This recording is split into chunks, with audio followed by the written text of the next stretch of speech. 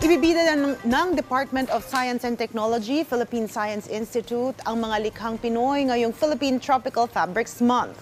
Layo nitong ipakilala ang mga damit, sapatos at iba pang nagagandahang tela yari sa mga locally made fiber tulad ng kawayan. Gusto rin ng DOST na hikayatin ang mga ahensya ng gobyerno na gumamit ng locally made textile bilang uniforme.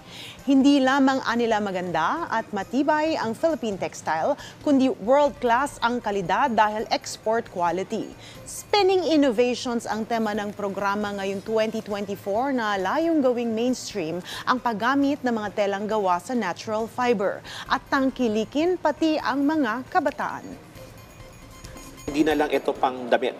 It can go for footwear, home textiles, etc. etc. Ngayon, this year, we spin innovation that we're able to spin our efforts together, make a very good proposition.